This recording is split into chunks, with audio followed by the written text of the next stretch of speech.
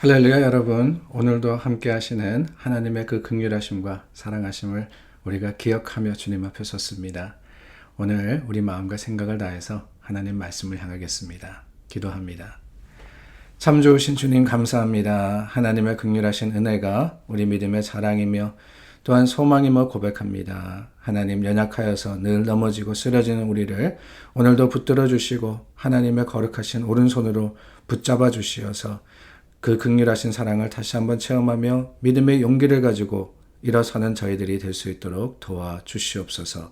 예수 그리스도 이름으로 기도드립니다. 아멘.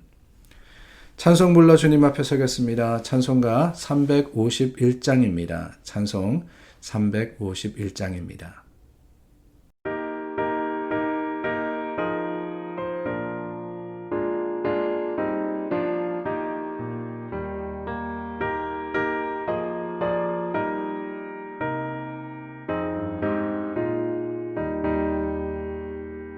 믿는 사람들은 주의 군사니 앞서가신 주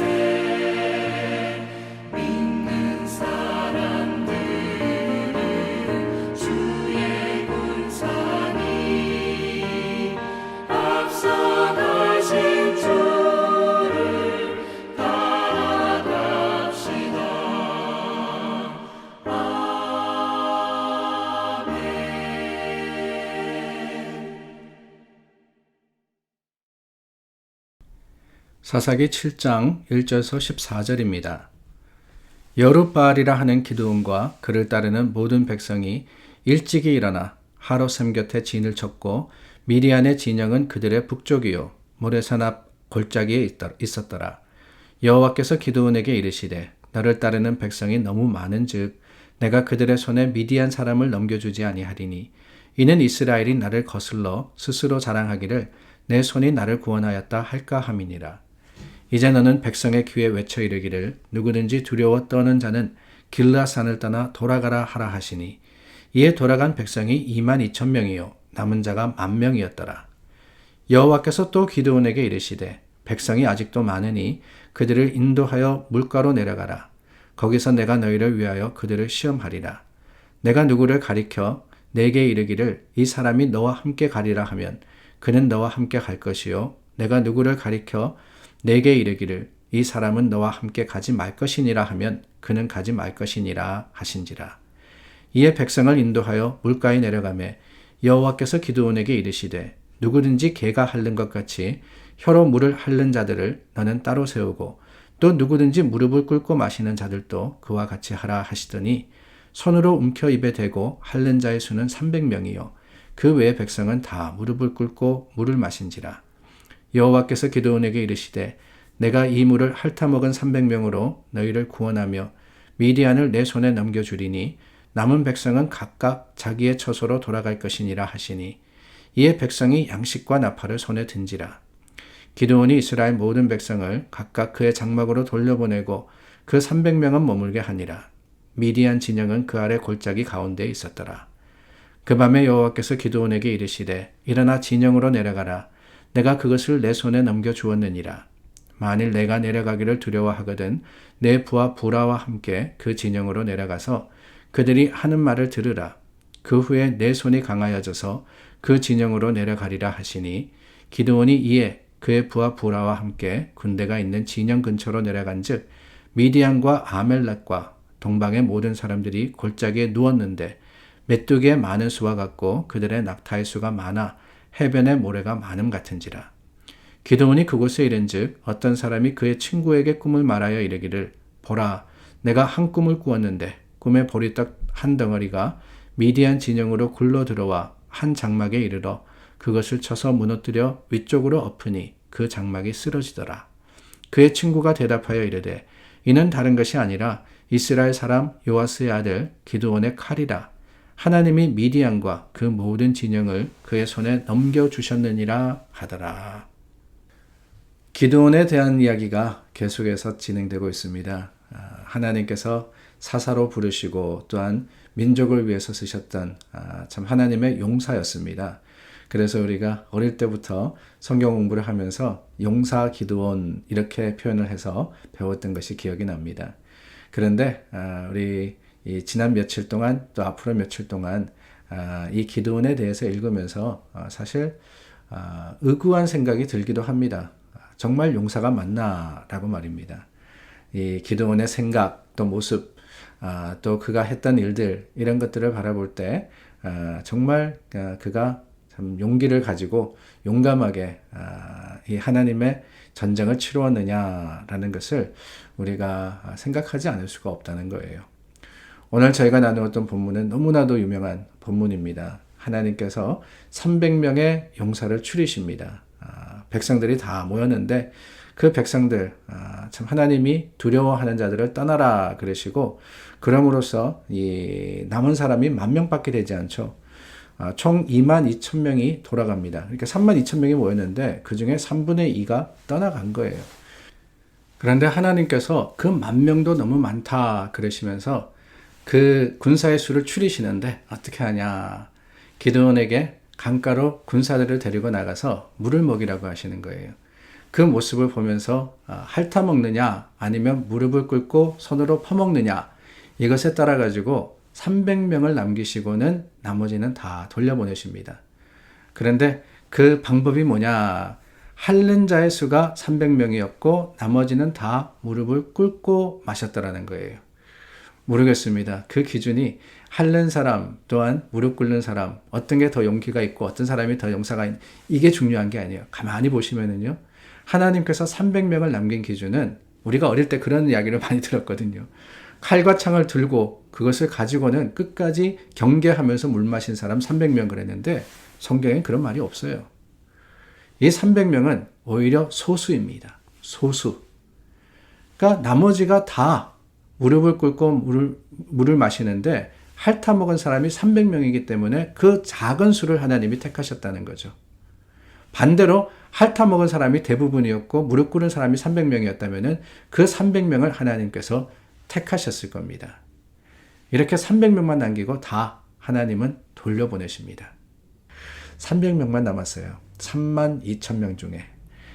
그러니까 이 참 극소수의 어떻게 보면은 3만 명 중에서 300명이 남았으니까 1%가 남은 겁니다. 그 1%를 가지고 전쟁에 나아가는데 그 모습을 본 하나님의 명령대로 행하기는 했습니다. 그 말씀대로 순종은 합니다. 그런데 그 순간 저는 그런 생각이 들더라고요. 기드온의 마음에 어떤 생각이 있었을까? 기드온은 어떤 이 감정이 들었을까? 감정을 가졌을까? 궁금했습니다. 하나님께서 하라 그러니까 하기는 했어요. 22,000명을 돌려보내고 또한 그 나머지 이 9,700명을 돌려보냈습니다. 근데 300명밖에 남지 않았는데 미디안의 대군을 대적해서 하나님께서 싸우라 그러시니까 그 순간 기드온의 마음에 들었던 생각이 뭐냐. 물론 그 과정 속에서의 이 기드온의 생각은 기록되어 있지 않습니다. 그런데 그 이후에 9절 말씀서부터 보면은 어떤 이야기가 있느냐. 10절에 하나님이 이렇게 말씀하십니다. 만일 네가 내려가기를 두려워하거든 내 부하 부라와 함께 진영으로 내려가서 적군이 하는 이야기를 들어라. 하나님께서 이미 미디안을 이스라엘의 손에 맡기셨다. 이 미디안을 이스라엘에게 넘기셨다라고 이야기를 하십니다. 그런데 그럼에도 불구하고 여전히 불안한 마음이 있거든. 여전히 두려워하거든. 어떻게 하느냐. 적진에 가서 그들이 하는 이야기를 들어보라고 하시는 거예요. 여러분 어떻습니까?